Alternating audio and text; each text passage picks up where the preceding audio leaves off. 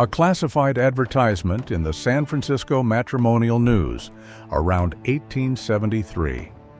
A man in Nevada listing 40 acres, 12 head of cattle, a wood frame house, and his age.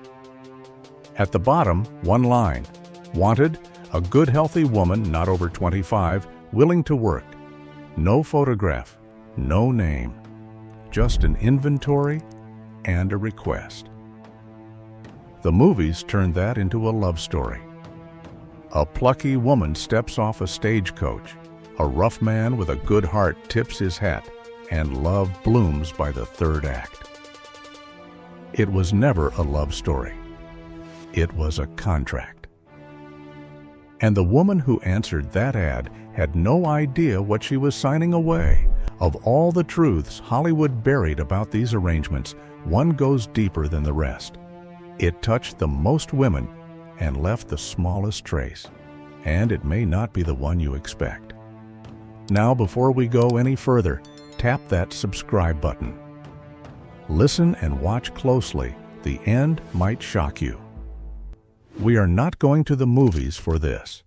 We are going to the matrimonial ads themselves, the immigration logs at Angel Island, the letters women actually wrote home, and the court filings from when things fell apart. The math behind all of this was simple and merciless. Washington Territory, 1860. The census counted 9 men for every woman in some counties. California gold camps were worse. The frontier had timber, ore, open land, and almost no women. That imbalance made a market. And where there is a market, there are sellers, buyers, and swindlers. So let us start at the bottom, with the truth most people walk past, and work our way up to the one they never see coming. Number 15. The ads were livestock listings.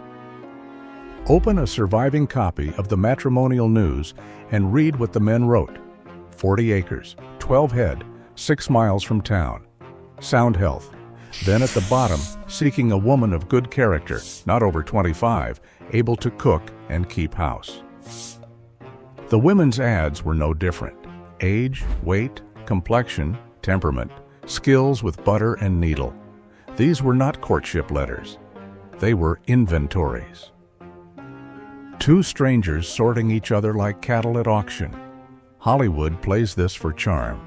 The awkward first letter, the sweet misunderstanding. The real ads read like a man ordering farm equipment. No tenderness, no poetry. Just a deal on paper between two people who had never heard each other's voice. Number 14. She often paid her own way. The common picture is the man sending money for her ticket. The common picture is wrong. When Asa Mercer organized his second expedition in 1866, loading roughly 100 women onto the steamship Continental bound for Seattle, each woman was charged passage money. Some arrived already in debt before they ever set foot on the dock. A woman who crossed a continent on borrowed fare reached the other side owing the man she was supposed to marry. Or worse, owing the broker who arranged it. The financial trap closed before the journey ended. Number 13. The photographs lied on both sides. The picture bride system tells this story plainest. Japanese and Korean women, 1908 through 1920, exchanging photographs with men in America through middlemen. The men sent portraits from their youth. Some sent another man's photograph entirely. Women arrived at Angel Island, San Francisco, and found a stranger 20 years older than his picture waiting on the dock. Immigration officials there documented women weeping as they came down the gangway. The practice was common enough and damaging enough that the Ladies' Agreement of 1920 shut it down. Hollywood uses the photo mismatch for comedy. The documented record is women stranded in a foreign country, legally bound to a stranger who looked nothing like his promise. Number 12. There was no courtship. There was a deadline. Under the Homestead Act, A man had 5 years to prove up his claim. Occupy the land, improve it, or lose it. A wife meant a second pair of hands. In some territories, her labor was the margin between keeping the farm and watching it revert to the government. That letter in the matrimonial news was not the beginning of a romance. It was a labor contract with a filing deadline stapled to the back. The man did not need a companion. He needed a worker who would also bear children. The clock was running on the land before she even answered the ad. Remember that question I asked you at the start? Which truth did Hollywood bury deepest? Hold it. We are not there yet. Number 11. The brokers were unregulated, and some were outright criminals. Matrimonial agencies like the New Plan Company out of Kansas City ran ads in papers across the country. No license, no oversight, no verification. Some collected fees from both the man and the woman and never matched anyone. Others matched women to men who were already married, already in prison, or already dead. Newspaper exposés in the 1880s named specific agencies running these frauds. The women had no recourse. The money was gone. The broker had moved to the next town. Number 10. She could not legally leave. Under the common law doctrine of couverture, a married woman in most territories ceased to exist as a legal person. She could not own property. She could not sign a contract. She could not keep wages she earned with her own hands. If the man was violent or dishonest, she had almost no standing to act on her own behalf.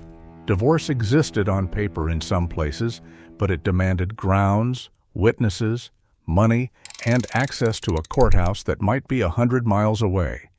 The legal cage was invisible and total.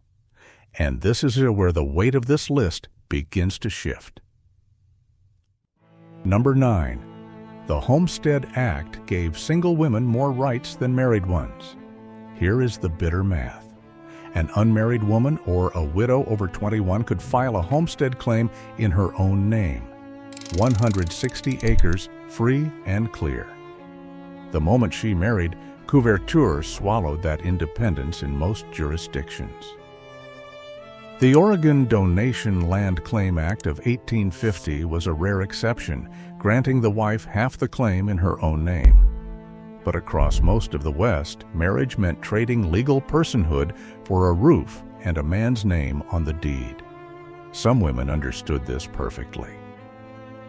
Elinore Pruitt Stewart, a widowed laundress in Denver who answered a rancher's ad and married Clyde Stewart in Burnt Fork, Wyoming in 1909, wrote letters home that hint at exactly this calculus. She chose it with open eyes. Many others were never told what they were giving up. Number 8. Many arrived to find the man had lied about everything, not just the photograph. The farm described as 200 acres of good land turned out to be a dirt claim with no water. The house was a sod dugout. The town nearby was 40 miles of nothing. Court filings from Nebraska and Kansas document women who arrived to find the description bore no resemblance to reality. Some men failed to mention children from a first marriage. Some failed to mention the first wife had not actually died. Some failed to mention the first wife had not actually left. A woman who had crossed half a continent discovered the lie standing in a dirt yard with her trunk at her feet and no way home. Are you still holding your answer to my question? We are climbing now. The truth gets heavier from here. Number 7. The children came fast and the help never did. Frontier birth rates were relentless. A woman might bear her first child within a year of arrival and continue every year after. The nearest doctor could be a full day's ride. Maternal mortality on homesteads ran far above the rate in eastern cities. The nearest neighbor might be miles of empty grass. Diaries from frontier wives describe the loneliness in terms that are hard to sit with. Days without hearing another woman's voice, weeks without seeing a face that was not her husband's or her children's. The isolation was not a side effect. It was the landscape itself. Number 6. Some women were shipped, not invited. The Casket Girls of French Louisiana. Filles à la cassette. In the 1720s through the 1750s, the French crown sent young women across the Atlantic to the colony, each carrying a small trunk of belongings. They were placed under the Ursuline nuns in New Orleans and matched with settlers. The women had little meaningful say. The colony needed population. The crown needed stable households. The women were cargo with a dowry chest. This is the earliest American precedent for organized bride shipment, and it set a pattern that would repeat for 2 centuries. The Hollywood version makes it quaint. The record shows a government shipping program. Number 5. Even the respectable version came with a contract and a cage. Fred Harvey recruited single women, 18 to 30, of good moral character, to staff his restaurants along the Santa Fe Railway beginning in the 1880s. They signed contracts, no marriage for 1 year, strict curfews, company housing. They were not mail-order brides. But the parallel is hard to ignore. Even the clean, celebrated pipeline for moving women west ran on behavioral contracts, age limits, and a company's profit margin. MGM made a musical about it in 1946. Judy Garland sang, "The real contracts read like employment indentures, not love stories." Number 4. The brides who crossed an ocean had even less recourse. A woman from Scandinavia, Germany, Ireland, Japan, or Korea arrived in a country where she might not speak the language. She had no family, no knowledge of local law, and no money to leave. Immigration records at Angel Island and Ellis Island document women arriving on spousal arrangements who became effectively stationary the moment they cleared customs. If the man was cruel, where exactly would she go? The nearest consulate might be 1,000 miles east. The isolation was not incidental. It was structural, and it was permanent. Number 3. Domestic violence had no name and no law. In most frontier jurisdictions, a husband held broad legal authority over his wife's person. Physical discipline of a wife was tolerated, sometimes explicitly, in legal codes that permitted what they called moderate correction. A mail-order bride who was beaten had no restraining order, no shelter, no statute that recognized what was happening as a crime. Court records from the period show complaints filed and dismissed. Women returned to their husbands by sheriffs acting in good faith under the law as written. The system was not merely indifferent. In documented case after documented case, it was complicit. Number 2. Some of them disappeared and nobody looked. Women who arrived in remote territories and were never heard from again. Not because they chose silence, because no infrastructure existed to notice the silence. No census follow-up, no welfare check, no network of kin to sound an alarm. A woman who stopped writing letters from a homestead in Montana or Dakota Territory might simply vanish from every record. Period newspapers occasionally ran small notices. Information wanted concerning the whereabouts of a Mrs. So-and-so, last known to be residing near a certain creek. Private pleas, not official searches. The absence of a record is itself the record. We will never know how many. That is the point. Now we reach number 1, and this is where I answer the question I asked you 10 minutes ago. Number 1, the whole system was not a sideshow. It was the machinery that built the West. This is what Hollywood buried deepest. Mail-order marriage was not a quirk or a curiosity or a footnote. It was one of the primary mechanisms by which the American frontier was populated. Territorial governments funded it. Asa Mercer's expeditions to bring women to Seattle were backed by Washington Territory officials. Railroad companies encouraged it because settled families meant permanent customers. The picture bride system served American agricultural employers who needed a stable, rooted labor force. The casket girls were a colonial population program designed in Paris. From the 1720s through the 1920s, 2 full centuries, organized systems moved women across oceans and continents to fill a demographic gap that the frontier's own economics had created. It was infrastructure, it was policy, and the women inside it were the raw material. So who made it a love story? 3 hands built that legend. First, the dime novelists of the 1870s and 1880s, who turned lonely transactions into tales of plucky brides taming the wild frontier. Second, Hollywood. Westward, the women in 1951, the Harvey Girls in 1946, and a steady stream of Hallmark films that have used the mail-order bride as a meet cute for decades.